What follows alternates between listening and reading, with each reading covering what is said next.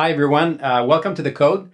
Today, I'm thrilled to introduce you to Isabelle Sauvé, a former model turned biohacking enthusiast. We're going to talk about that.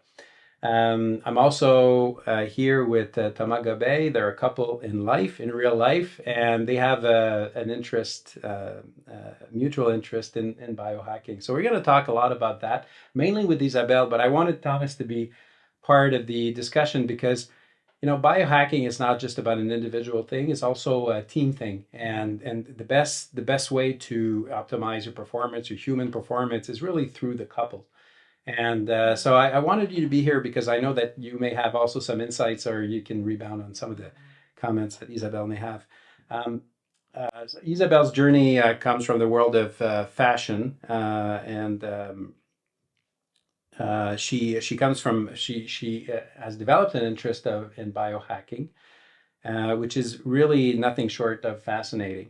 After being a model for, and you told me, for a brief period of time, and you could still be a model, she shifted her focus to a deeper exploration of health and fitness.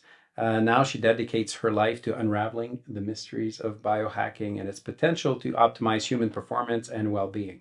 So get ready for an inspiring conversation that will challenge your perceptions and expand your understanding of what it means to live a truly optimized life. So for those who are new to biohacking or to that terminology, I just want to put you in context of what is biohacking, because we're in Montreal, and in the States, in the United States, biohacking has become a terminology that is becoming pretty much current. Yeah, the trends.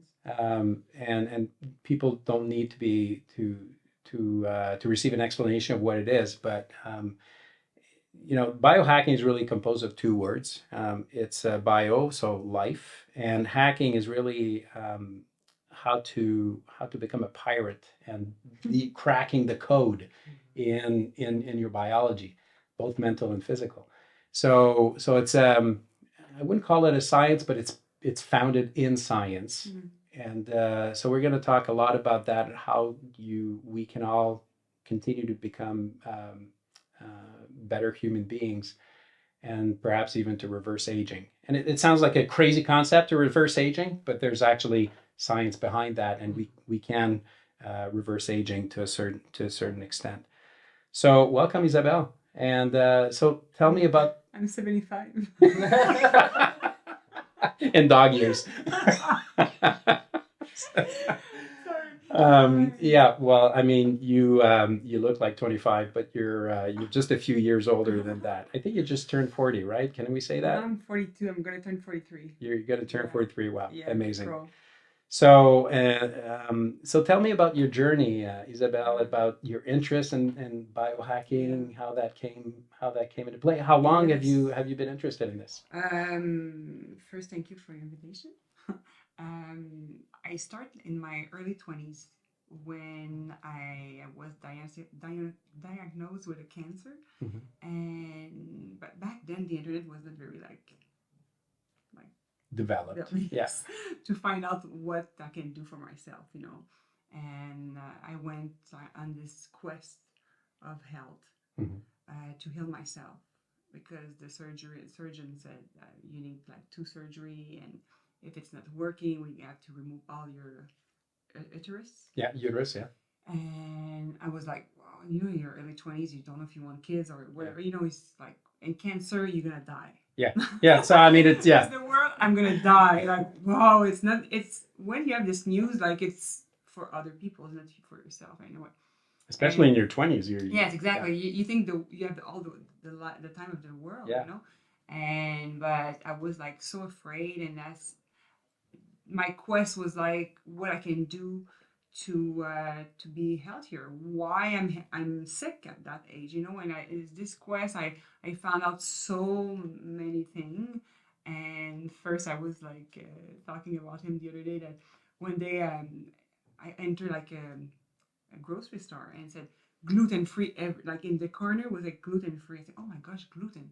I don't know what it is, but probably it's not good if not the gluten free. Yeah. And I started like eating some gluten free product, and But after that, like I saw a woman that also talked to me about like I don't know that the word in English is like shark cartilage Yeah, yeah. that you drink, Okay. and like it's frozen, and Mhm. anyway you have to drink that, and all about also raw food. And I became a raw vegan Okay. like crazy, like Like from one day to the next. yeah. Okay. And I start like this place in Montreal called what is the name of Crudescence. Coup d'essence, yeah. It's a place in Montreal that I opened this place on Casgrain Street, and they're all around the kombucha and pray. Like I was like, what I'm doing here, you know? And I know what was kombucha at that time, and they start giving me some training of like how to make your own food, because this guy came from Hawaii, and but he stayed there for eight Now, years. what year was that about? How long ago? 2005 2002. or 2002. Okay, so Crudescence was It was not open yet. It oh, was okay, like okay. So starting to just at the open. beginning, Yeah. when Oh back three, oh three. I think back it's at the 03. time when the Yes. vegans were like that, you know, the Yes. aliens. It was like that. It's not like that today, but now, you know, in those Exactly. days, it was like really, Oh yeah, and I yeah, called my best friend. She's a lawyer too, yeah. and she came with me at this workshop of like, and we have this box of like food like goji berry. What is that? Like, and all of this tools of like, wow, I'm gonna make food with that, and with the dehydrator, like how you make food. I said, why are we using that? Why Mhm. that? Why that? I know it's all a mystery for me, but it's fun to discover. Yeah. And now I knew that what's hell. You know, when you start doing something, everybody need to do that. Like Yeah. I discovered the secret of humanity. And but I healed myself. Like I had two operation, but I crazy enough, like I didn't. Everything was fine after Mhm. three months. Wow. Yeah, 3 months of doing that. Like I was in total shape.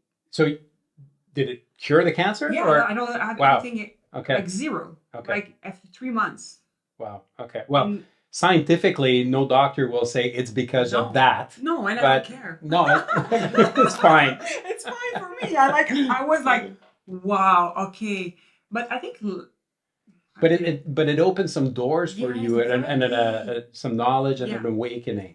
it's my awakening. Yeah. Like we all have our own awakenings sometime in our life, and I think God or whatever to like universe tell me that, oh my gosh, Isabelle, we want you in the healthy business or Mm. something like that. And back then I was a rep. I was not doing anything with Okay. health. I never work in health environment. I would always do it for myself. So self-taught. Yeah. Exactly. I was at the pro gym in Montreal. Like I was doing like training and crazy stuff, and I was my guinea pig, my own guinea pig. I tried Yeah. everything on myself. Yeah. And when it was working, I was saying, I was sharing the good news. But I was like, everybody, I was a pain in the ass. Like, Yeah, it's like someone who says I'm keto and everybody knows about it. exactly. But after that, I tried all the diet. Yeah. In like keto, carnivore. I was raw vegan, vegetarian, like carb cycle, whatever. I did everything. Like, and every time it was like, oh, I found that a new thing. That is Yeah. amazing. I found it exactly. And anyway, I decided to try all of this new trend and organic and but after when you're in your zone, when you eat and you feel great and you train, you have a result. And but what's next? Mhm. And I don't want to take all of the time, but it's a long journey. But She wants to.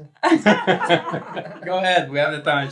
But it's a long journey for me. But my house was kind of biohacking. Like the term is come from the what is his name? David Asprey. Yeah, Dave Asprey. Yeah. Dave Asprey. Yeah. He created that word. But my house was like before knowing the term or whatever. It was about health and like the cold plunge, like a sauna, a steam room. You know, like everything in my house was designed to for your health. No Wi-Fi. No, but yeah, I have Wi-Fi. Oh, you have Wi-Fi. Okay, so you're not. That's next Yeah, level. yeah, I need to go there one day, but yeah. But I think you don't have a microwave oven. You have a steam oven. So yeah, I don't have microwave. Like yeah. I never.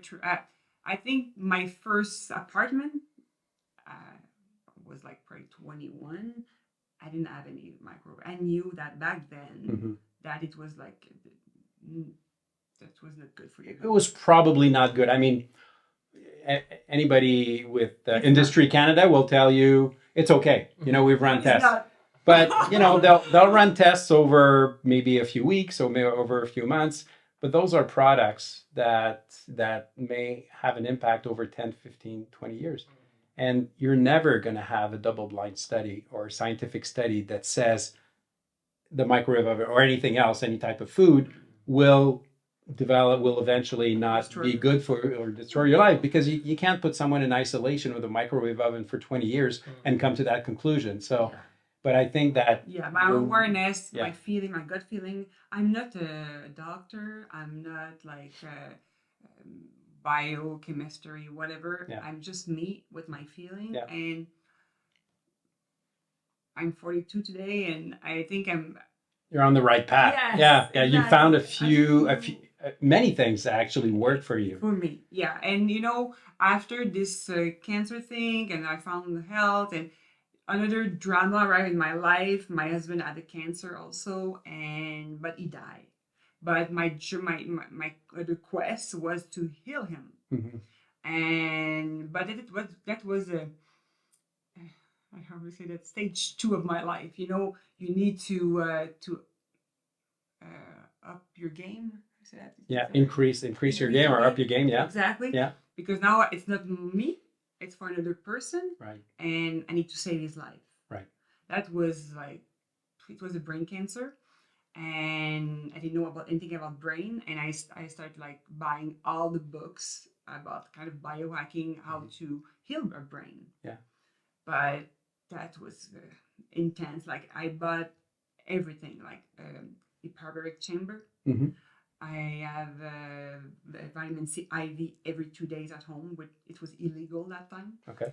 I did also another illegal thing that I was breaking bad. Like a friend was giving me like cannabis, and I was making my own Rick Simpson oil. Okay.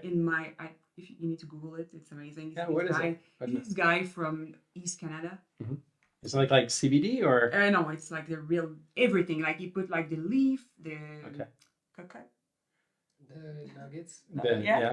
The old plants. Okay. Going into it's like an old procedure. Like it's crazy, and he put this in this big jar and solvent.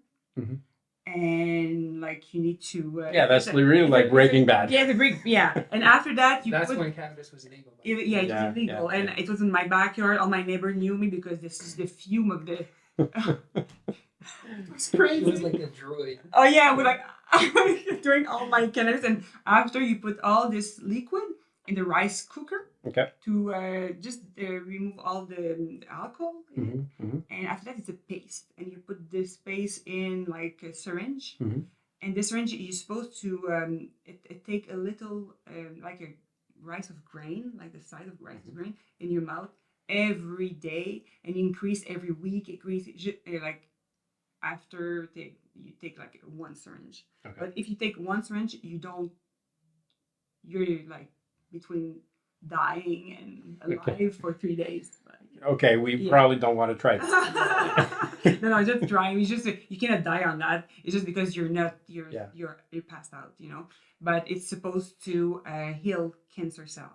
Okay. And this guy, Rick Simpson, he healed many Canadians. Like he even bring all the people that he healed in the court to say to the judge that he healed with this substance. But back then it was like illegal.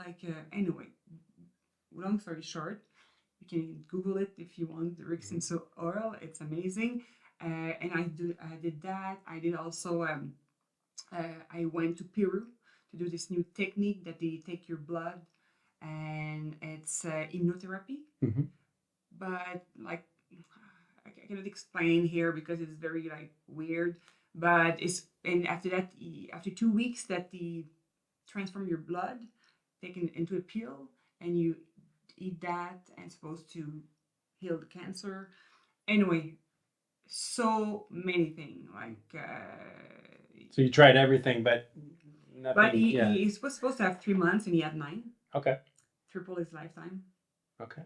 And but what I discovered after doing everything, if you're not the person who really want to live, nothing's gonna work.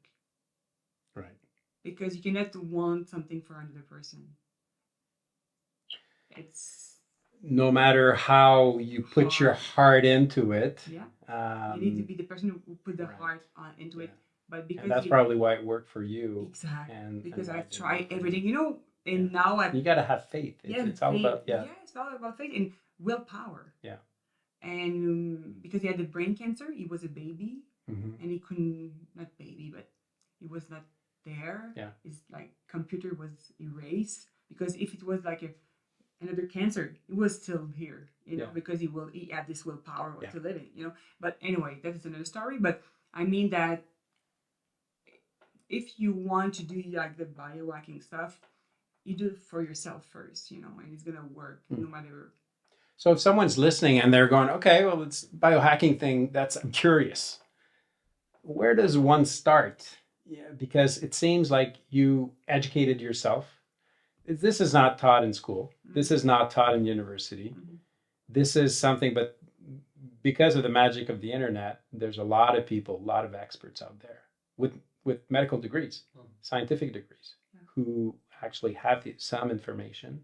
I won't say the information, because we all agree that there is no quick fix to this thing. It's a process, right?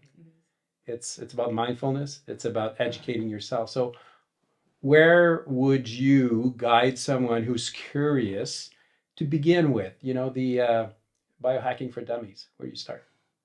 You can start with that because well, I think, like Isabelle said in her very short introduction,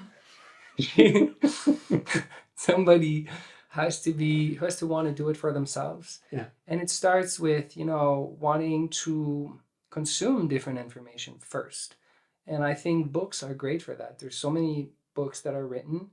And if you have a true desire, then the book will come to you, or you will look and something will just pop out and sting your interest. And I really like that approach, because you could give out names, you could give out titles of books, but the person who's listening has to do some sort of work. Yeah. Because if we push something and they open that book and it doesn't talk to them, then they'll just dismiss it and they'll stop their research. They'll say, it's not for me. 100%. Yeah. So you have to have your own reason for doing it first. Yeah. And then you have to put your time, your energy, and your mind to it to acquire new information. Essentially, biohacking is about, I'm not even going to say biohacking, I'm going to say health is about your lifestyle. There isn't one thing you can do that's going to make you the most performant and healthy person. It's really the accumulation or, personalizing, making your lifestyle tailor-made for you. And that's the thing, I think, is there is not one formula for everybody. Isabelle, what's your formula for, what is your daily routine? Now move forward by 20 years. We're in 2024. What does your life look like in order to, have keep that balance, achieve that balance, and then maintain it? I think I went very deep into it. Like I was it was intense. Now I think it's more like I do what I feel that I need to do. I'm not trying to push myself to do something that I don't feel that it's right, but because you need to do it. That speaks to me, because when I discovered keto 10 years ago, I was like keto. Yeah. You know, no carbs. Carbs are bad. Pasta, no. You know, there's a piece of bread on the table. Are you crazy? This is poison. And you go through that, and then you go through the vegan phase, and then you go through those phases, and they're important because they're part of your journey. But then you discover that no, maybe I'll have a little bit of that sourdough bread because it's good. Yeah. It's good for the mind. It's also good in the mouth, and we also need some carbs. And then it sort of shifts to a certain balance, but at least you have a highway and you have a course, you have the true north, and it's okay to go right and left because you need to, but you know where to go back. Does that make sense? Do you know the Deepak Chopra? Yeah. Not personally, but yeah. I went to one of his retreats. Yeah.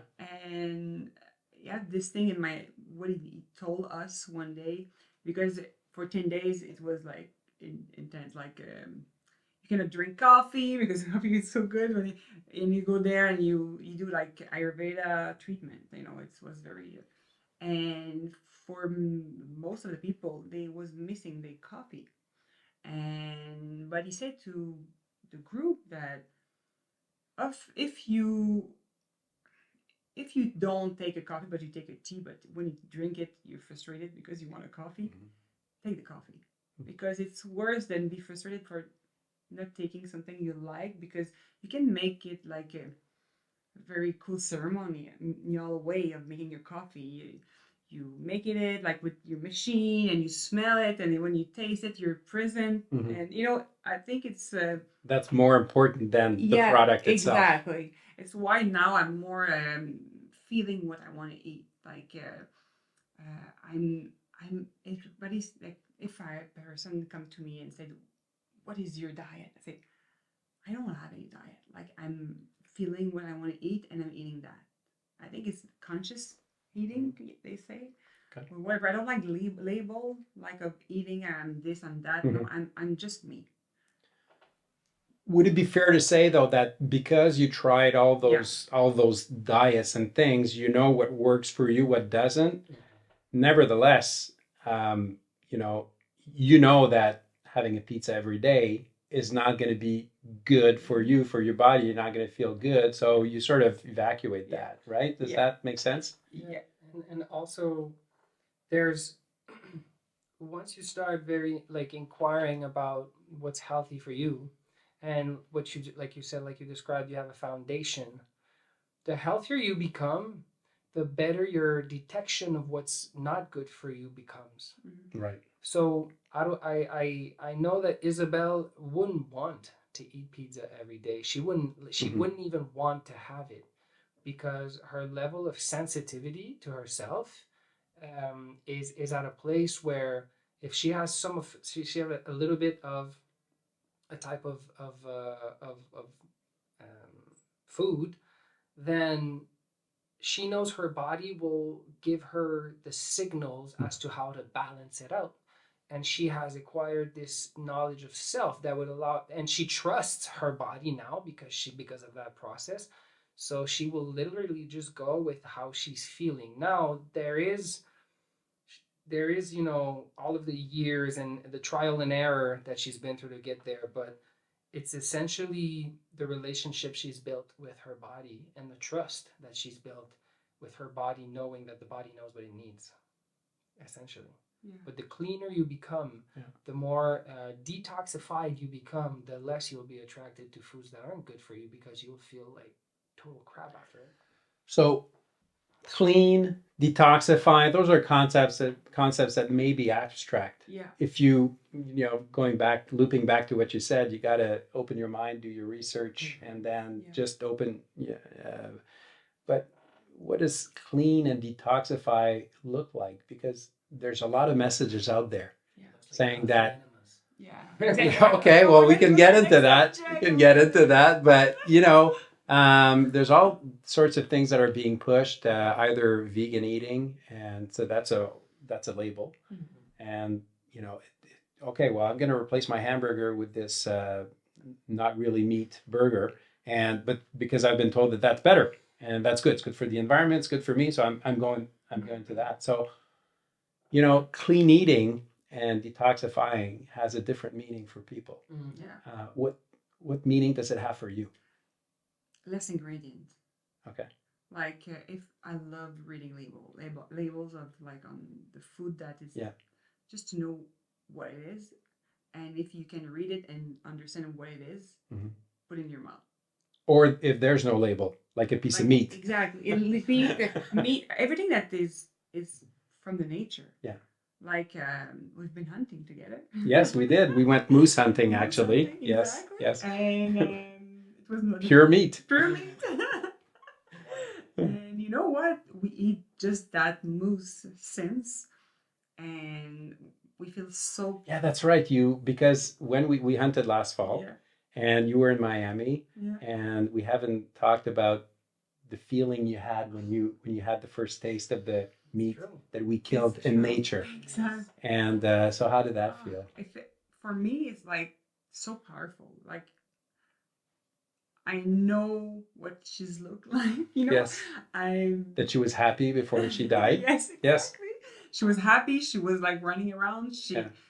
And it's so pure.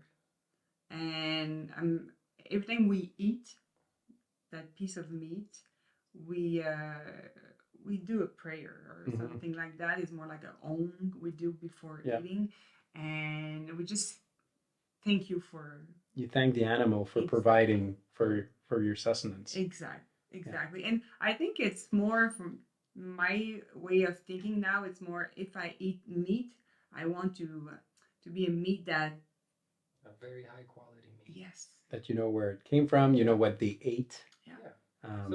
Some people could say that we killed a free and happy animal, and that's terrible.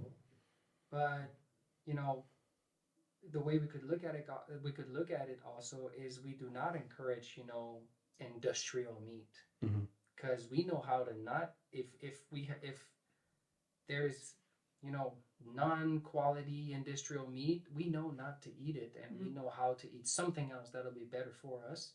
And we've done it, we could go weeks without having meat. So it's basically sourcing your ingredients and knowing where they come from. And when you read ingredients on a package and you don't know what that is, I think basically that's what you were saying is important. Either skip or take out your phone and try to check it out and do your research. There's a whole lot of that. Google, the almighty Google it. No, it's true. And essentially, when we eat, this is my philosophy or my approach, is whatever we eat should allow us to regain more and more sensitivity to the food that we eat. Basically, that would be my definition of clean eating. Okay. And it should make you more sober in the sense that, and like I said, it's a lifestyle. I'm having a little bit of alcohol right now, and I'm balancing stuff out. And the other night, I had a burger with the bread, and I could feel the inflammation, a little bit of it, what it did to my body.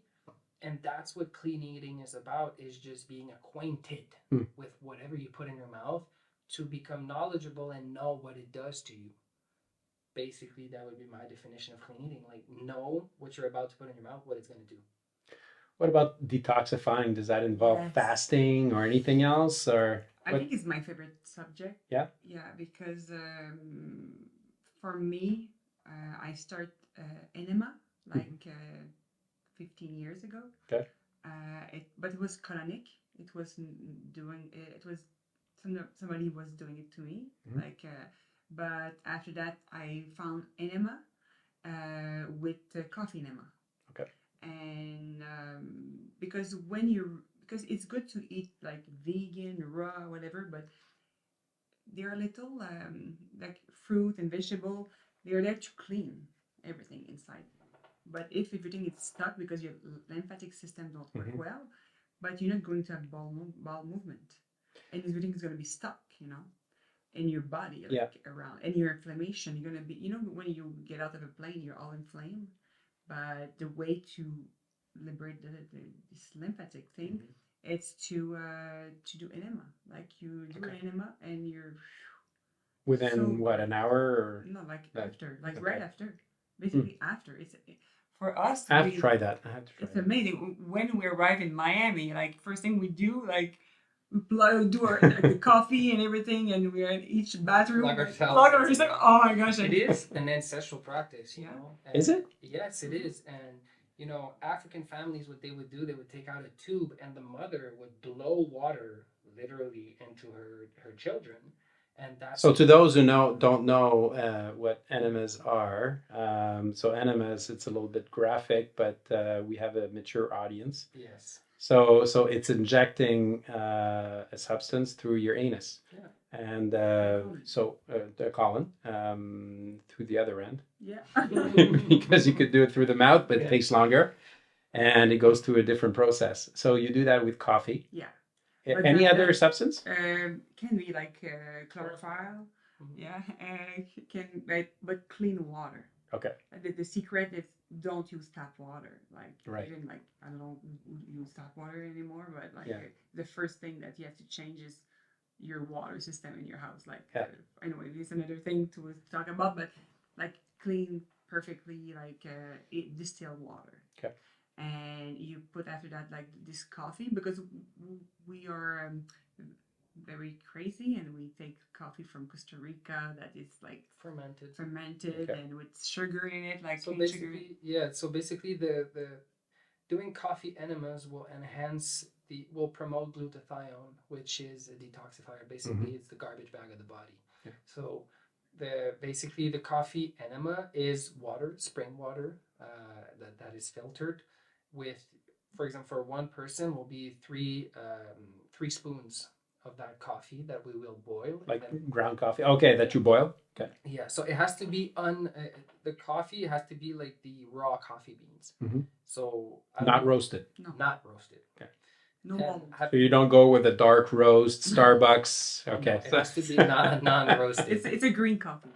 Got it. Yeah. Yes, yeah. So you'll take 3 cups of water, and then you'll take three tablespoons of that coffee. You'll bring it to a boil, and then you'll let it sit with the lid on for 12 minutes. Okay. And then when it comes to like room temperature, it has to be a little bit hotter than just room temperature, actually.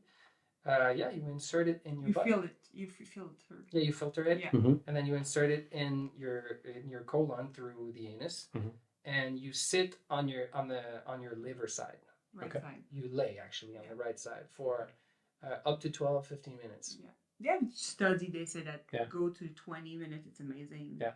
You have many studying about enema, but yeah, 12 minutes is fine, and you release everything. And essentially, it will help your body promote the natural biochemicals, mechanisms to relay toxic waste, to get rid of the toxic waste. And the mentality, people would say that's extremist. Why would you be doing that?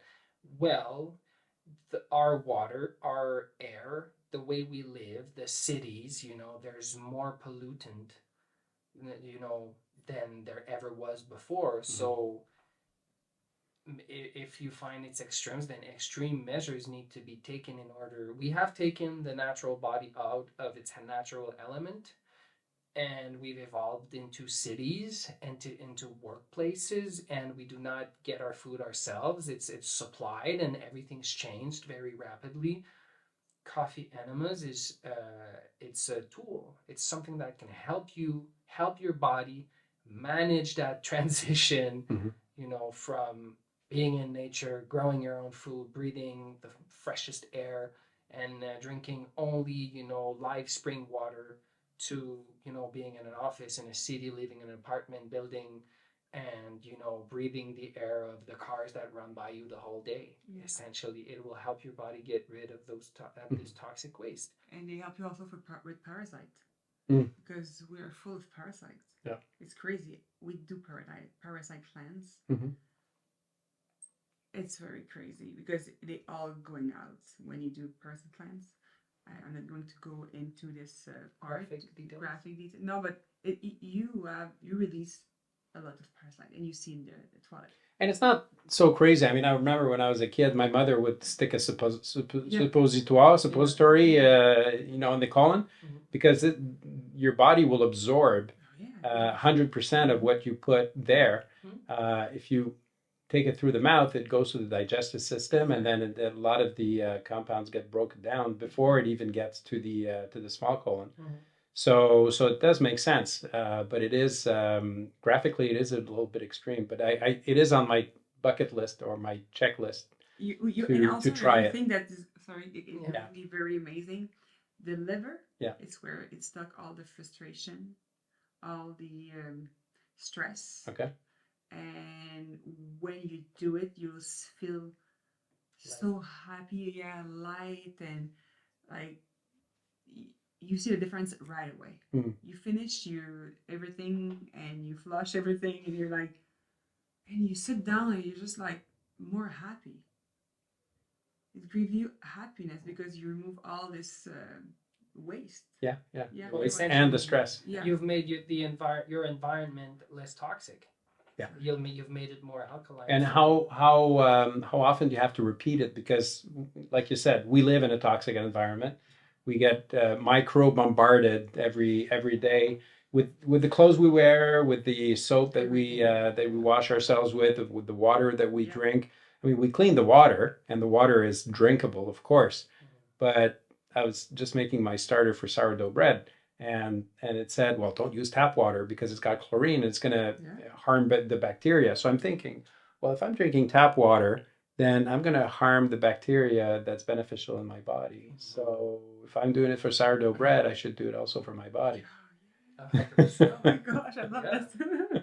No, but I mean, it makes sense. It totally makes sense. The way you think, because it's that is consciousness. You know, you think, you connect the dots. And it's small things. I'm not going to get sick because I drink tap water, but over weeks and months and years, then I'm slowly. It's like it's small daggers. The death by 1,000 daggers.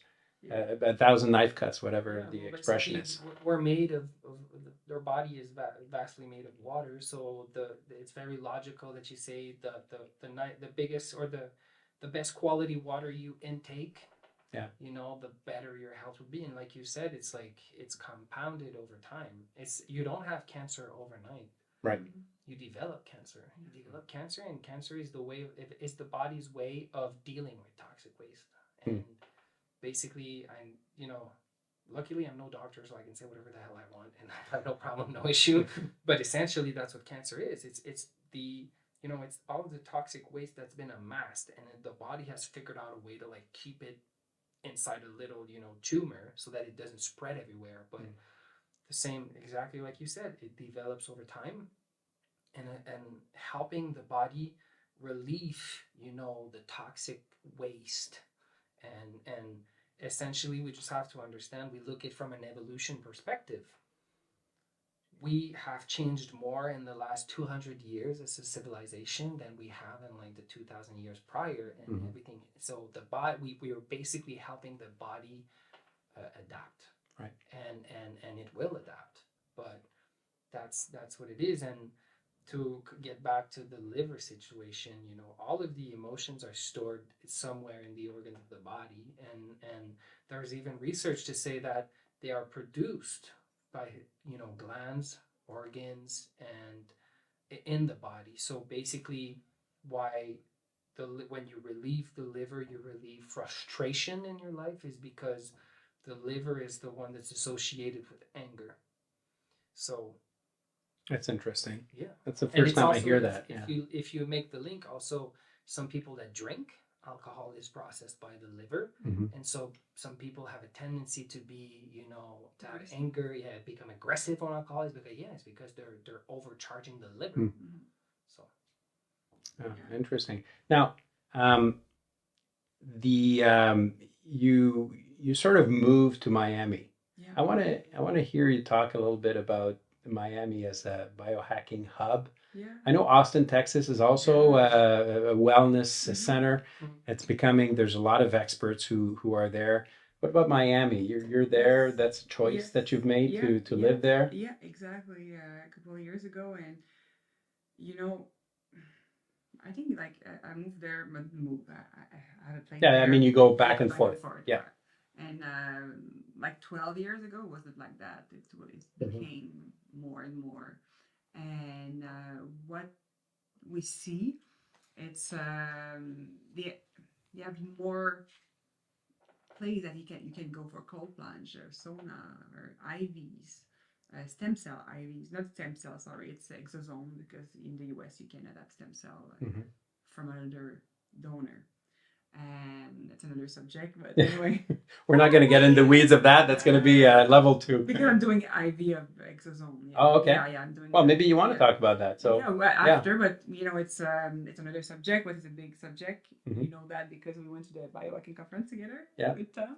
That's how we met. Yes, A year and a half ago, went to a biohacking conference in Los Angeles, and Yeah. it just opened my eyes on a lot of things. I guess you guys as well. You were, yeah. Yeah, it's I didn't find that because I know so much that back because I'm searching out about that it's fun to be around because you can know more, but it's pretty basic because they have not really new stuff coming. Some of it, but it's always cold plunge, sauna. You can have also all the gadget. Yeah. That like the ring that we have. The Oura ring. And Oh, and I bought the Brain Tap over there, and I Brain still Tap, use it yeah, like a year and a yeah. half. That's a great meditation tool, and also it really it's really great to Yeah. reboot your brain in the afternoon. It's funny because like many years ago, I went to Europe, and because this guy create it was the kind of brain tap, but 100 times better. I Okay. think it's Psyo. Okay. PSIO. Okay. And it's a French guy who created that, and it's amazing. Like you go out of like your body. It's and you can buy online. It's more expensive. It's Mhm. like $1,000, but I have at home, and you have the meditation. It's like and it's very powerful. I know. Okay. Yeah, I love this. And brain tap right after. Okay. It's another, but it's great. It's great to relax in your nervous system, and but you have so many tools that you can use to relax your nervous system. That is fun to. So some of our listeners are going to be skeptical. I mean, if they're still listening at this point, they're going to say, "What are those crazy people? What about enemas? And here's this lawyer talking about all these things, and shouldn't he be more?" But I like to experiment with these things, and a lot of those things actually work for me. But tell me about the when you have those discussions, Yeah.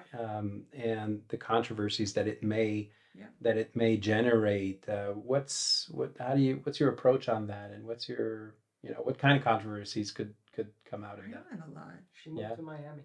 Yes. Yeah, the discussion there, it's part of the discourse, right? Yeah, everybody's pretty much open about that. Yeah, because also over there, people are used to have to invest their time, their energy, and their money into their health. So Why do they have to? I mean, well, why Miami and not here? But Miami because they have so much money. Okay. People have a lot of money. Like the Miami wealth, it's amazing because it's not people from there. It's people Right. from Russia or whatever. Okay. All the money there. It's crazy. Like they can afford Hmm. to stay healthy. It's expensive to use all those technology. And it's not for everybody. Yeah. Like to buy a sauna or a cold plunge, like it's like $1,000. Yeah.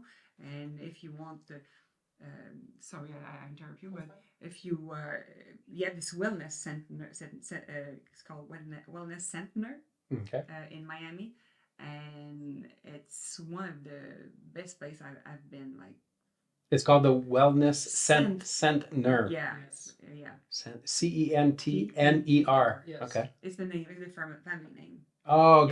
got it. I thought they misspelled it, and then they said No. we're going to live with it. But Layla, she's the owner, and anyway, they really put like the most advanced Yes. technologies that are available, and they're trying to make them very accessible. Okay. They have all of the different types of saunas. Some of them that we've seen at the biohacking conference, the ones that are like the full spectrum saunas. There's the foot bath detoxifiers. There's energy, technology that they use that is, it's less known about. and they have all kinds of tools that you can have access there to, learn how to get into a deep meditative state. Okay. They have state-of-the-art gym, which is like, it uses, I want to say AI. I'm not sure that's the correct way to explain it, but essentially it's adaptive, I it's think. adaptive, yeah, Yeah. exactly. Like we saw at the biohacking. Yeah, I think Dave Asprey has a, what is it called? The I forget the name, but biolabs, or exactly. is it the Yes, biolabs? yes, Yeah. yes. So So basically, they have all of the toys. Okay. And we went for a month. Yeah, every day. Oh yeah. Like 9 to 1, like every day. Like. But also, like, one of the symptoms of detoxifying is you're feeling tired, the toxic waste, and you're feeling the energy that it requires your body to get rid of all of that. So we went for a month, like 5-6 hours a day, like be going nuts. So it's like a full-time job yes, during a month. Yeah, 100%. They have this new technology that I want to try. Next time I'm going there. It's called Immortal. Okay. And it's this new UV, red light UV, but with vibration and sound. And anyway, it's all about to relax your nervous system, but at another level. Okay. Because you have theta chamber that but it's beyond that. So you have an Oura ring, so you monitor your HRV. Exactly. So I'm interested after you try that to see how it bumps, it bumps it up. You are in the meditation state. Okay. Wow. When you go there, yeah. Okay. Yeah. Yeah. But essentially, in Miami, the difference between here and Quebec is, the health services are offered freely. Yeah, that's interesting. What's your take on that? Why it would be different? I'll see if it meets my take on it. If anything happened to me health-wise, I would rather,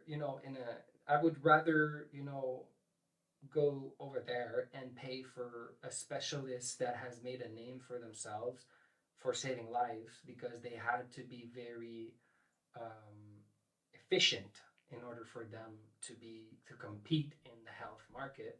Whereas in Quebec, everything's paid for. You don't necessarily have to be good to have patients. There's plenty.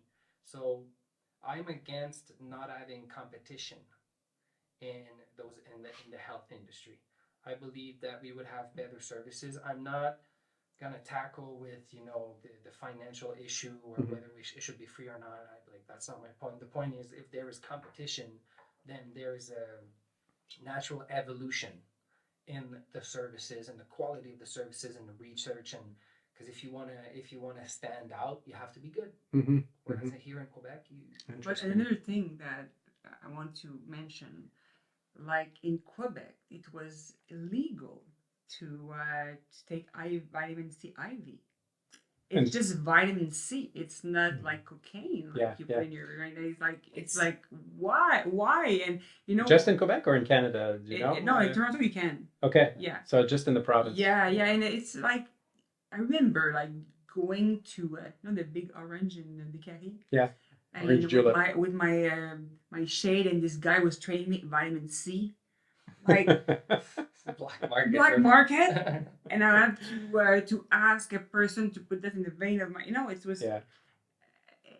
We are like, and we go to Miami. Every corner you can have IVs and vitamins and everything. But the thing also is like, the people that are there, I have never seen people looking so good at 70, 80, 90 years old. I've never seen it. It's nuts. Yeah.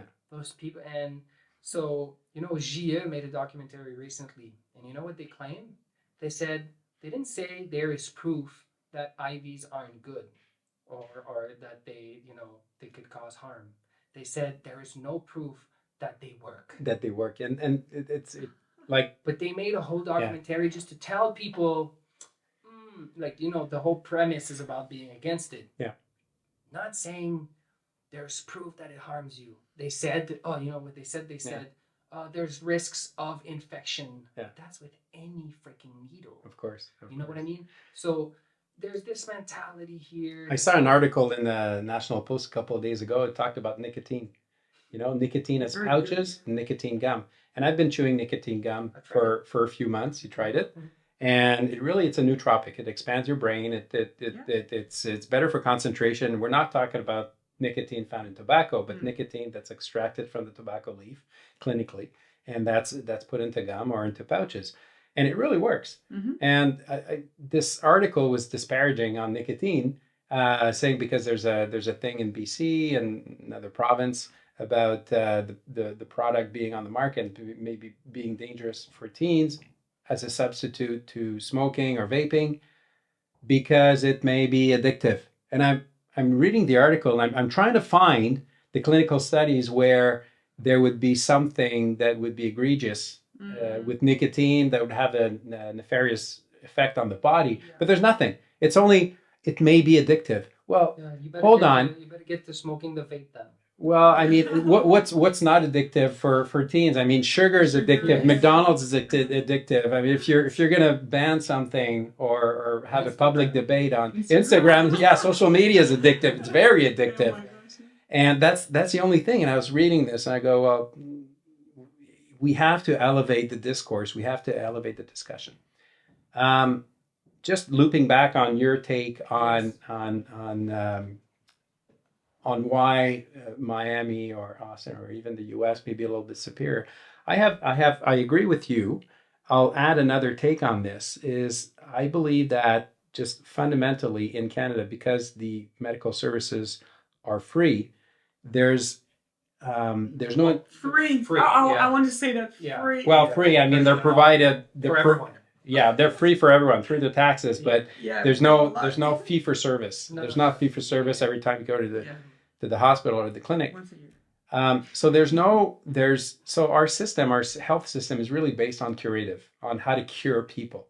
So there's nothing about prevention really in our medical system. Exactly. There's no incentive to prevent. And biohacking is all about prevention. It's about not being sick.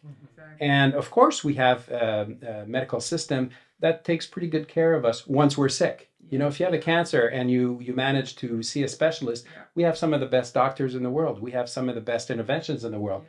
But they remain interventions. They remain curative, and they're destroying your body through drugs. Yeah. We have a responsibility individually not to get there. And of course, there will be no clinical or scientific studies that will say you did not get cancer because you did this, this, and that. You can't do that. The scientific community is not built to recognize these things.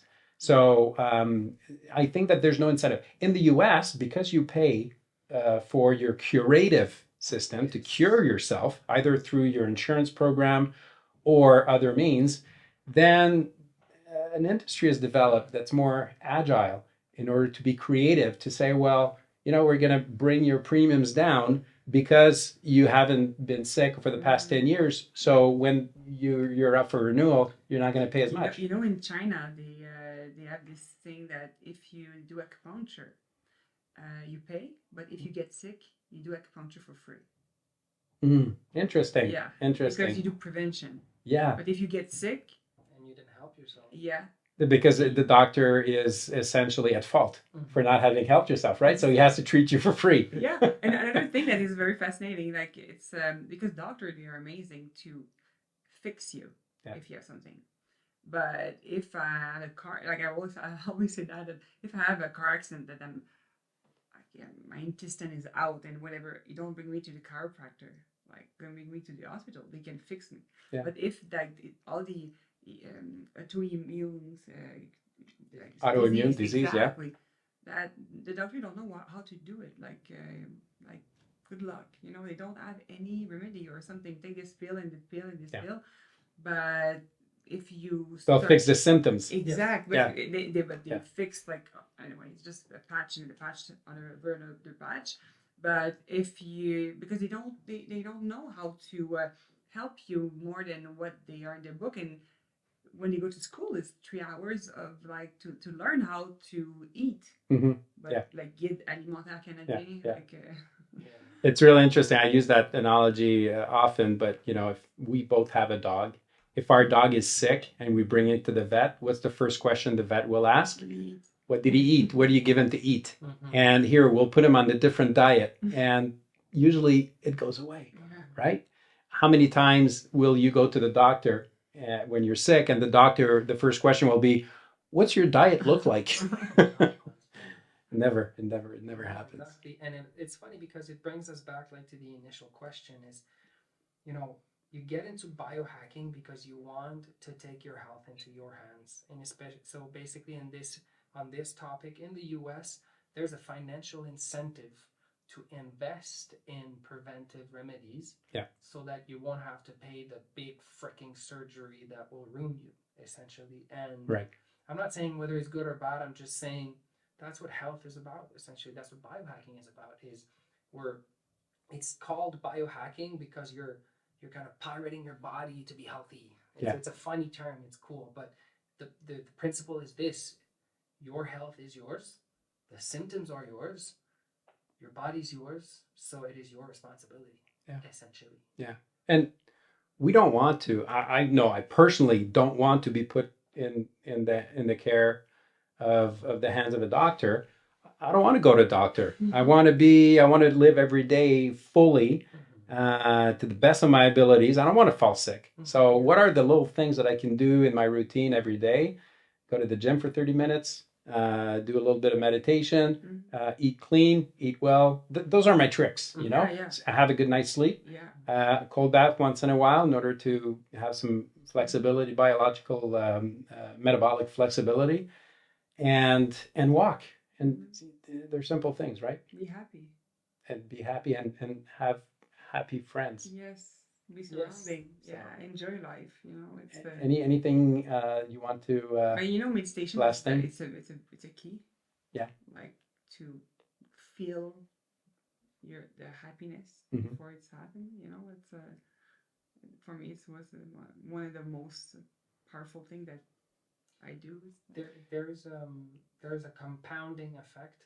Essentially, the healthier you become, the more response able you become as well. So essentially, you should become more sensitive as you become healthier, and your path becomes narrower. Yeah. And because your knowledge, you know yourself better, so you know that this is not for me, this is for me, not this, and the more you know yourself, the less options you have in a way. But that's not limiting your freedom, that's actual freedom. Well, very well said. And you know, just finishing on meditation and going back to what we said at the beginning of the interview, of the discussion. It's not even an interview, it's a discussion.